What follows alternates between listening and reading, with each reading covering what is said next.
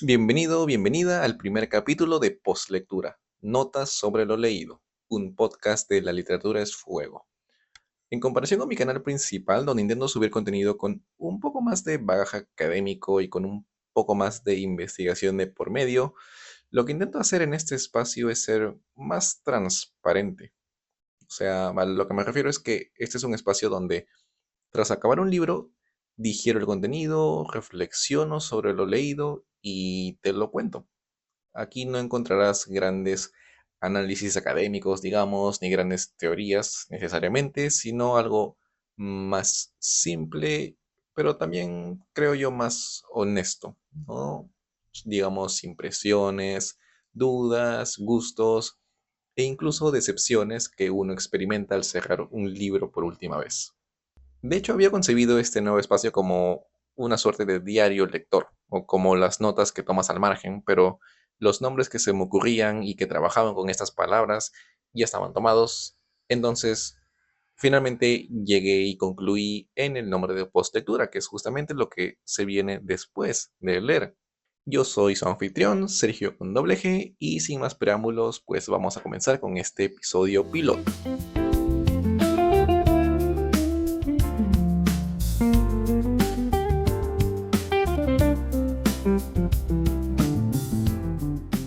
¿Qué pasa cuando regresas a un autor que quizás ya habías leído antes de más chico, de más pequeño, y te había gustado, pero cuando regresas a este autor ya más maduro, más adulto, no responde exactamente a tus expectativas previas?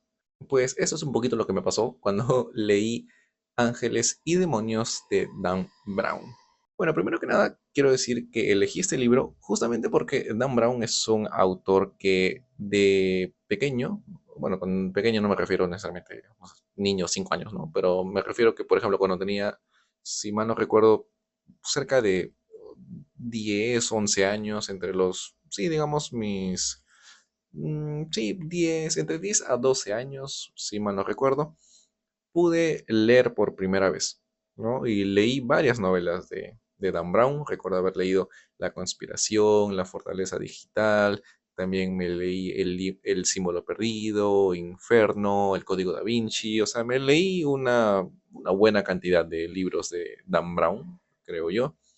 Y era un autor que me llamaba la atención, me acuerdo que me gustaba bastante, ¿no? Y incluso ese gusto por Dan Brown lo compartía con mi abuelita, porque mi abuelita también lo había leído y le gustaba, y a mi abuelito también le gustaba. Pero bueno, justamente había leído todos esos libros de Dan Brown, pero yo quería el primer libro que comienza la saga, ¿no? Porque la saga de este personaje súper famoso, Robert Landon, empieza con Ángeles y Demonios.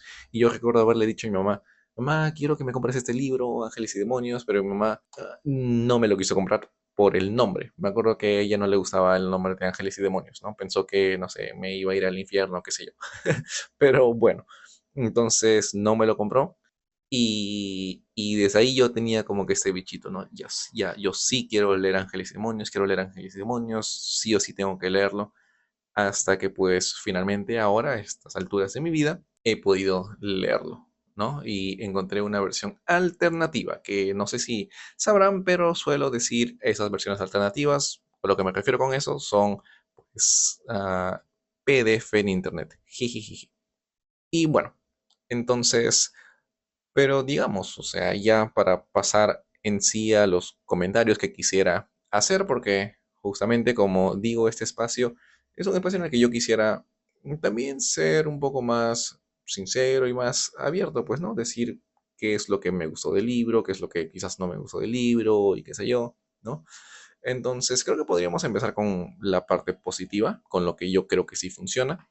Y lo principal me parece que sí es una lectura entretenida y fácil de seguir, ¿no? Y, o sea, sí, sí o sí no te vas a aburrir, ¿no? Eso es de seguro, creo yo que no te aburres, sobre todo porque también Dan Brown juega mucho con estos ganchos al final de cada capítulo. Bueno, a pesar de que dije que en esa parte es como, o en este espacio es como que yo no intento como que investigar tanto porque no es el punto, pero sí puedo aceptar que me vi un video de masterclass en el que entrevistaban a Dan Brown y sus alumnos de esa justamente masterclass que se habían inscrito en ese paquete, en ese curso. Le hacían algunas preguntas y él hablaba sobre su desarrollo, perdón, bueno, no su desarrollo, sino sobre su proceso creativo, justamente, su proceso de escritura, ¿no? Y él también hablaba de usar esta suerte de ganchos en cada capítulo, ¿no? En la que él decía, yo quiero prometerle al lector que sé algo que él no sabe, ¿no?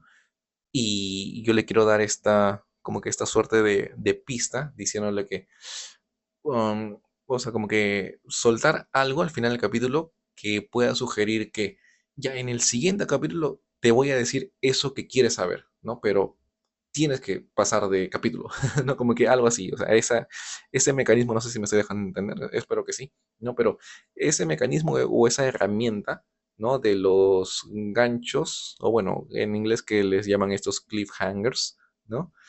Eso es algo que él utiliza mucho, ¿no? Y entonces justamente por eso es que te llama la atención, ¿no? Y quieres seguir, seguir, seguir hasta saber finalmente qué es lo que ha sucedido, ¿no? Puede que te llame la atención o no necesariamente mucho el tema, pero al menos la historia en sí como está contada es que a pesar de que no me gusta del todo, no me llama del todo, igual quiero saber, ¿no? El chisme está ahí, quiero saber el chisme, ¿no? Entonces creo que eso lo hace bastante bien.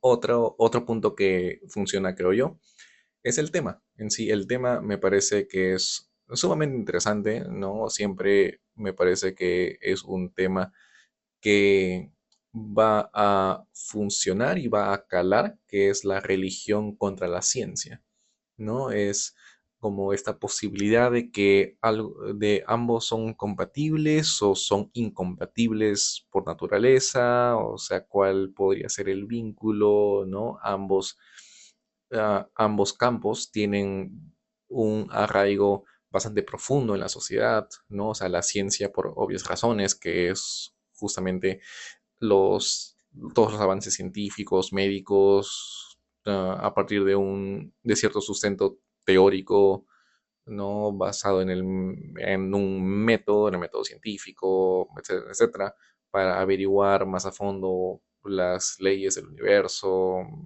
qué sé yo.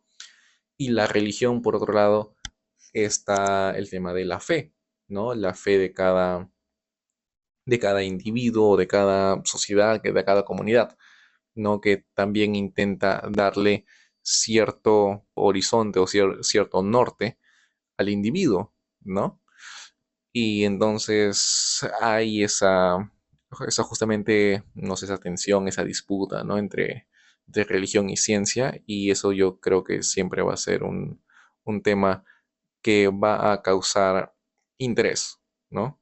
Y también los giros de trama, ¿no? El recurso de los giros de trama creo yo que están también muy bien hechos, ¿no? O sea, no, mientras vas avanzando en la historia, en realidad no te esperas quién está detrás, ¿no? O si pensabas tener una imagen clara ya de una escena o de personajes determinados o de lo que había acontecido, pues a medida que avanza la historia, vas pasando página y capítulos, pues Dan Brown te lo va, en realidad, o sea, te zamaquea y te cambia, ¿no? Te cambia lo que tú en un primer momento pudiste pensar, pues resulta que no era tan así, ¿no? Pero lo que sí es interesante es que luego cuando ya te vas dando cuenta de esos giros, no dramáticos, o bueno, en la trama, es como que, pucha, o sea, también tiene sentido como no lo pude ver, ¿no? Entonces, esas herramientas, digamos, ¿no? De cómo lo escribe en sí, creo que sí está bastante, bastante bien, o sea, sí lo maneja bien, ¿no? ¿Para qué decir no, sí, sí, sí, ¿no? Y ya, eso es, digamos, es lo positivo, creo yo, ¿no? Y lo negativo, o sea, el primer punto que tengo como algo negativo no es algo que necesariamente me conste, sinceramente. Ya, pero eso lo he visto en comentarios, en reseñas, más que nada, que por ejemplo, él ambienta su historia en Italia, ¿no? Bueno, en Italia y el Vaticano. Pero hay muchos comentarios que dicen que las calles y los lugares no son del todo precisos con la realidad, ¿no? Y eso yo sí, como digo, o sea, no me consta, no es que yo haya viajado a Italia y me conozca las calles como me conozco, no sé, acá la Javier Prado, el Ejército, qué sé yo, pues, ¿no? Pero sí me causa un poco de ruido. ¿Por qué? Porque si, o sea, me pongo en los zapatos de un autor, ¿no? O sea, si yo estoy ambientando mi novela en un lugar existente, sea porque me agrada el lugar, porque quisiera homenajear, digamos, hasta cierto punto el lugar, me llamó la atención, qué sé yo. O sea, siento que yo me tendría que dar el trabajo de aprenderme bien y referirme de manera correcta y precisa a las calles y a los lugares que yo estoy utilizando, ¿no? Porque si me lo voy a estar inventando, pues mejor me invento una ciudad, ¿no? Me invento un pueblo o qué sé yo. Pero entonces, ese sería un detalle, ¿no? Como digo, no es que me conste necesariamente, pero pues al ver ese tipo de comentarios, reseñas y qué sé yo que mencionan o sea, este punto, pues me causa un poquito de ahí, ¿no? De anticuerpos, quizás. Luego está el... Yo también sentí que en Dan Brown, bueno, al menos en esta novela, igual quiero releer las otras novelas que ya he leído y leer las novelas más recientes de Dan Brown, pero siento que igual voy a encontrarme con esto, esa pretensión de sonar grandilocuente, ¿no? Y ser una historia súper gigante e importante, ¿no? ¿Y a qué me refiero con esto? En el que, por ejemplo, aquí hablamos de ángeles y demonios, hablamos de verdad, creo que no lo he resumido, pero bueno, en líneas generales se trata de este profesor de simbología, que es Robert Landon, que lo llaman para poder descubrir no solo la muerte de un científico, sino también el grupo que está detrás de eso, ¿no? Detrás de ese asesinato. Y que, bueno, y bueno, el grupo que está detrás de ese asesinato resulta ser, no quiero dar muchos spoilers, pero básicamente algo más más apegado a lo religioso, digamos, ¿no? Entonces es más, hasta fundamentalista, diría, ¿no? Más religioso, más fundamentalista, y por eso es que ataca o cuestiona a los científicos, ¿no? Una cosita así, ¿no? Y al punto de que la amenaza, justamente el problema mayor de esa novela es que se va a destruir la ciudad del Vaticano, ¿no? O bueno, gran parte de la ciudad del Vaticano. No es como que, wow, wow, tremenda, o sea, tremenda notición, pues, ¿no? Oli, soy Sergio ya editando esta parte. Y resulta que me parece que no quedó del todo claro. Es básicamente la historia entre la ciencia y la religión. Y básicamente este grupo religioso o este personaje, este villano religioso, pues piensa que la ciencia está haciendo que la religión, principalmente la católica en este caso, pues no, pierda adeptos. Entonces lo que quiere hacer es justamente destruir el Vaticano, pero para poder después presentarse como el héroe y casi como un ser milagroso que va a reconstruir todo, ¿no? Y entonces así nuevamente buscar que las personas se acerquen y abracen la religión nuevamente. No es una vaina así en la que básicamente el villano crea el problema para él mismo intentar solucionarlo y quedar como el héroe ante todos, ¿no? Y esa es como que una fachada y una farsa que quiere hacer, ¿no? Más o menos es eso. Creo que no quedó del todo claro cuando lo expliqué inicialmente. Eso sería todo, que me fuera, los dejo nuevamente con el original, el audio original, quiero decir. Y ya, pues es como que, oh, pucha, si Robert Landon no logra dar y solucionar este problema, dar con estos asesinos, este grupo, esta sociedad, pues hay miles de personas que van a morir, que toda una ciudad va a colapsar y tal, ¿no? Y hay esta idea, ¿no? De que la historia tiene que ser así, cuando no necesariamente, o sea, para que una historia pueda calar en el lector y pueda ser una buena historia, no necesariamente tiene que ser o sea, un nudo de esa magnitud. No sé si me dejo entender. Digamos, acá pongo un ejemplo. Crimen y Castigo es una de las novelas más conocidas de Fyodor Dostoyevsky y es considerada una de las mejores novelas creo, de todos los tiempos, ¿no? ¿Y cuál es el nudo? Es básicamente bueno, Raskolnikov, que está en su problema y es digamos, ay, ¿cómo se dice esto?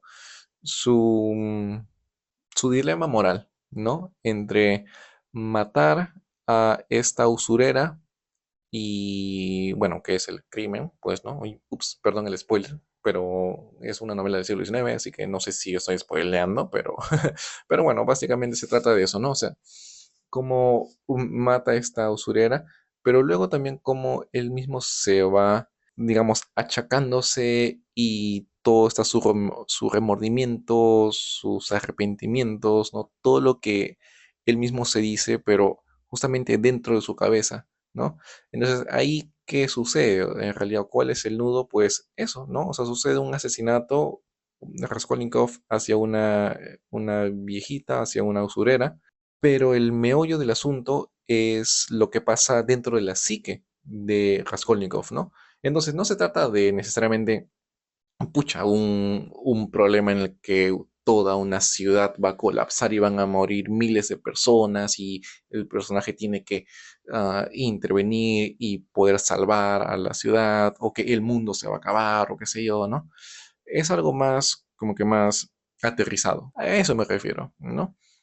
Y otra cosita que ya para acabar, no me quiero extender mucho, creo que es un villano muy estereotipado en cuanto a justamente eso, a lo que yo mencionaba, a ser tan fundamentalista, casi religioso, ¿no? Yo creo que hay un poco más de complejidad y riqueza cuando los personajes tienen ciertos grises, ¿no? Y distintas capas, cuando incluso uno podría no justificar, pero por lo menos entender al villano, ¿no? Incluso es como que, pucha, o sea, no sé, condeno tus actos, pero por lo menos logro entender por qué estás haciendo esto, ¿no? Pero en este caso, creo que bueno, Dan Brown escoge sí, o sea, un estereotipo y lo hace. Y en ese sentido simplifica el nudo para poner bien claro, o sea, quiénes son los buenos y cuál es el discurso de los buenos y quiénes son los malos y el discurso de los malos, ¿no? Algo así. Y eso me parece un poquito anticuado, sinceramente. O sea, eso yo lo veo bien en el siglo XIX, ¿no? Pero después es como que no lo sé. O sea, esa parte no me termina de convencer, ¿no? Y bueno, eso en realidad creo que eran algunos puntos que yo quería comentar, ¿no? Y me parece interesante porque al menos ya puedo distinguir, después de no sé cuándo, supongo que después de la carrera de literatura en la Católica, ¿no? Ya puedo distinguir entre un autor justamente de bestsellers, ¿no? Y un autor que pues se toma, ¿cómo explicarlo? Que, o sea, no quiero decir que se toma más en serio el tema de la escritura, porque como digo, y he visto un video en el que Dan Brown habla de su proceso creativo, entonces también sé que se toma en serio ese trabajo de escritor, pues, pero digo, digamos, autores o las aproximaciones, ahí está, de un autor de bestseller y un autor que quizás tiene una vocación literaria un poco más, no sé, o sea, más estética, digamos, mm, como que más serio o más alejado de lo popular, ¿no? Que es un poco más, oye, como lo digo, creo que me entienden, pero no sé con qué palabras explicarme. Pero bueno, eso, ¿ya? Y, y sí, o sea, si me preguntan a mí si lo recomiendo, pues yo diría que, o sea, dentro de todo, sí, como digo, es una buena, o sea, está bien escrito, te vas a entretener. No busques necesariamente profundidad o tanta coherencia, ¿no? Porque, como he mencionado, no se trata de un libro, pues, que, o sea, que presenta ideas tan profundas o filosóficas o qué sé yo, ¿no? O sea, no es tan así, sino es más que nada como algo para pasar el tiempo y dentro de ese rubro, pues yo igual creo que funciona bien. Y bueno, este fue el primer episodio de postlectura, notas sobre lo leído. Espero que les haya gustado, y bueno, que también me puedan comentar qué les pareció lo que yo les he podido compartir sobre el Ángeles y Demonios y sobre Dan Brown.